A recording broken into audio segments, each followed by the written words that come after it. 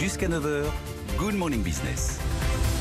À 7h25, c'est Philippe Prétat, le PDG de DHL Express, qui est notre invité. Bonjour Philippe Prétat. Bonjour. Et merci d'être avec nous pour nous annoncer des bonnes nouvelles. On est preneurs ici de toutes les bonnes nouvelles. On a parlé de vous en fin de semaine avec la construction de cette nouvelle plateforme aéroportuaire à Charles de Gaulle pour trier l'afflux de colis pour DHL.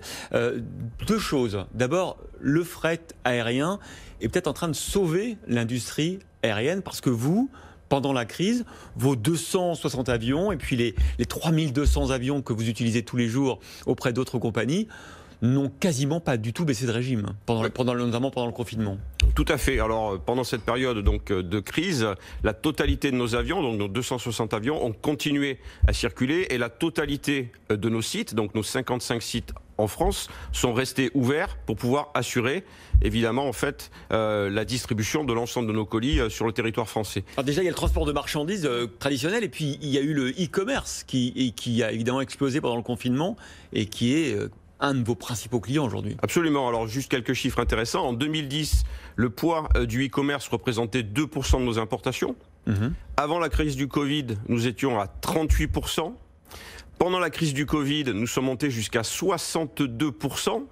Et maintenant, nous tournons à peu près au-dessus de 50%. Donc c'est un changement fondamental, évidemment, dans notre business model. Oui, ça veut dire que DHL, qui était avant vraiment les colis pour les entreprises, premium, services, etc., aujourd'hui, la moitié de vos clients sont des particuliers. Tout à fait. Avec des colis de plus en plus petits, du coup. Alors, le poids moyen de nos colis est de l'ordre de 3-4 kilos, donc relativement facile, en fait, à transporter. Et cette plateforme, qui, je le rappelle, est le plus gros investissement jamais réalisé en France depuis 1976 par le groupe, va nous permettre d'accroître considérablement. 45 millions d'euros. Exactement. Non, la chaîne de tri fait 45 millions d'euros, ce qui est considérable, va pouvoir traiter 38 000 colis à l'heure. Et le site, en fait, a un investissement total de 170 millions d'euros, ce qui est quand même considérable en France. Pour 500 à 600 emplois, c'est ça ? Tout à fait. Donc nous allons avoir sur le site entre 500 et 600 collaborateurs qui seront le transfert de certains de nos sites, mais également des créations d'emplois de l'ordre de 50 à 100 personnes, plus aussi la croissance, puisque nous prévoyons une croissance de notre activité de l'ordre de 8% pour les prochaines années.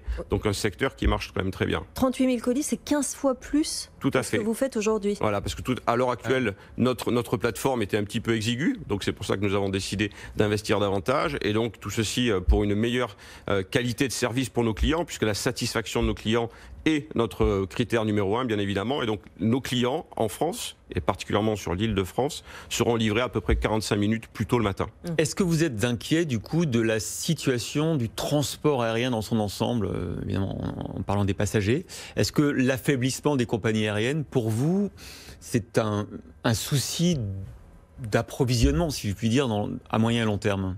Non, pas vraiment, parce qu'en fait, dans certains cas, certaines compagnies aériennes, je pense en particulier aux compagnies du Proche et du Moyen-Orient, ont modifié certains de leurs avions pour pouvoir utiliser le freight. Alors, Air France le fait également, mais sans vraiment changer la configuration. Donc ça, c'est peut-être aussi une planche de salut pour certaines compagnies aériennes de switcher davantage vers du fret, parce qu'effectivement, il y a de vrais besoins, et le commerce international continue quand même à croître, surtout tiré par le B2C. Est-ce que c'est écolo tout ça? La question qui fâche, on est obligé de la poser en ce moment. Bien sûr.